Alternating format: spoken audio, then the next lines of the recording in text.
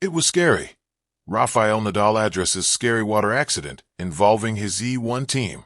A routine outing turned tense when Rafael Nadal and his team faced a frightening accident on the water. The accident occurred while qualifying for the E1 Monaco GP, part of the 2025 UIM E1 World Championship. In a recent Instagram post and follow-up interview, Nadal described the moment when danger struck, and he's grateful everyone walked away unharmed.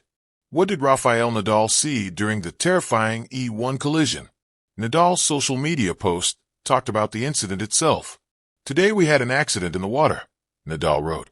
"Fortunately, we are all okay, and that's the most important thing. In moments like this, the key is to stay together and look ahead with strength and a positive attitude. We remain together as always, as a team at LT Amrafa." In a follow-up interview, Nadal showed how scared he was about the accident. "I was worried," Nadal said while talking from the accident scene. "It was scary. I was just next to the track with another boat, just seeing it reel. And I was worried for pilot Tom Chap. Honestly, unreal. From the side looks dangerous," Nadal said. "Then when you see it, of course, dangerous. But we were a little bit lucky, I think, and the main thing is he's okay, he's healthy. And that's it. Rest of the things doesn't matter when you went through this."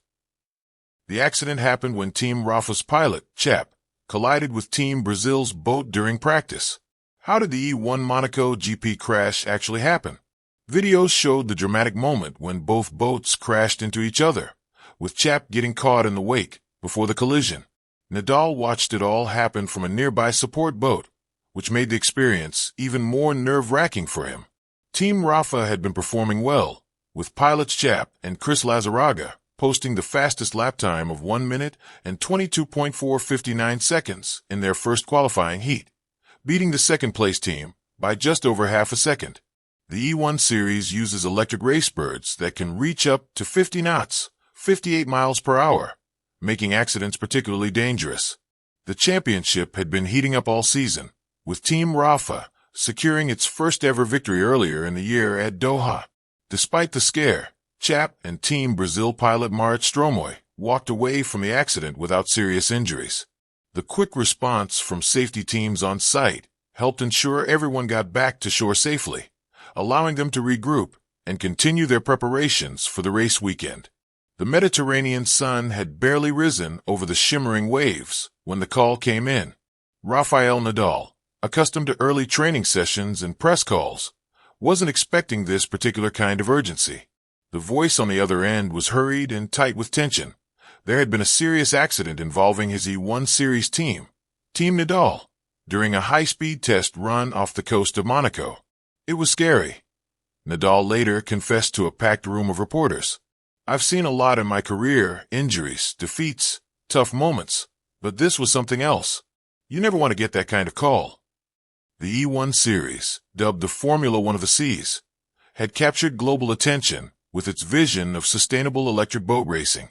Rafael Nadal, long a symbol of excellence and sportsmanship, had thrown his support behind the project. As one of the inaugural team owners, he was passionate about advancing clean technology through sports. His boat, a sleek electric race bird emblazoned with his iconic bull logo, was not just a machine.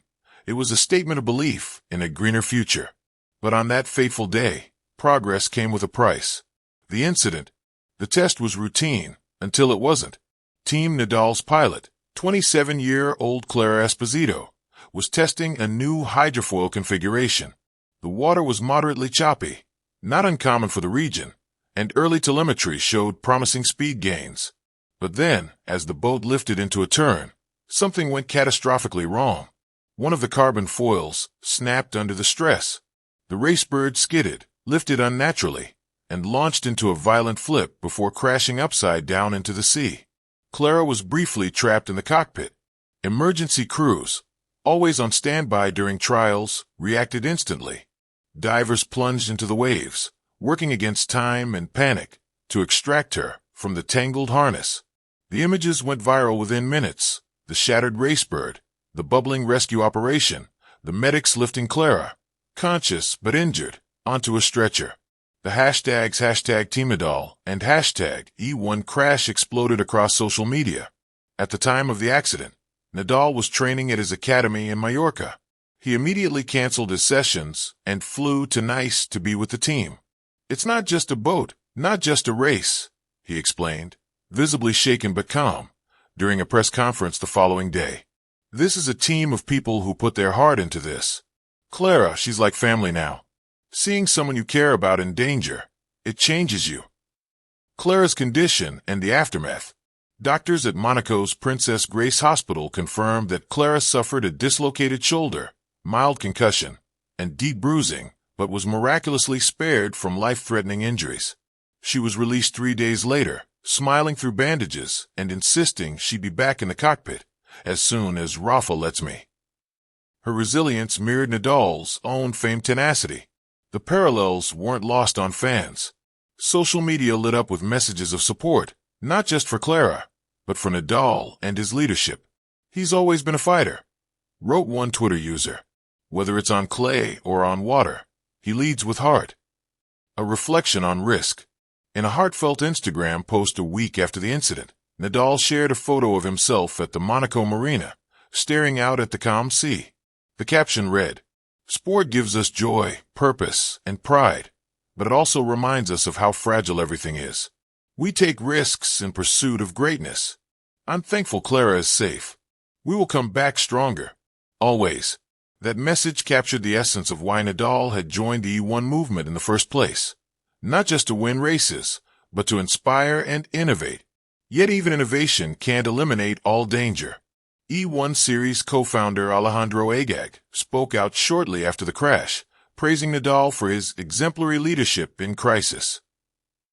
The league immediately initiated an investigation into the foil design, halting all high-speed tests until a full safety audit could be completed. The human side of the legend. Those who know Nadal best often speak of his humility and loyalty, and in the days following the accident, those qualities were on full display. He visited Clara daily in the hospital. He hosted dinners for the shaken engineering crew. He refused media interviews unless the team could speak alongside him. "There are moments," Nadal said during an emotional team meeting, "when being a champion means nothing if you're not first a human being. And right now, we need to be human first." This approach resonated not just with his team, but with fans around the globe. In a sports world often criticized for its cutthroat nature, Nadal's conduct offered a rare reminder that greatness is as much about character as it is about results.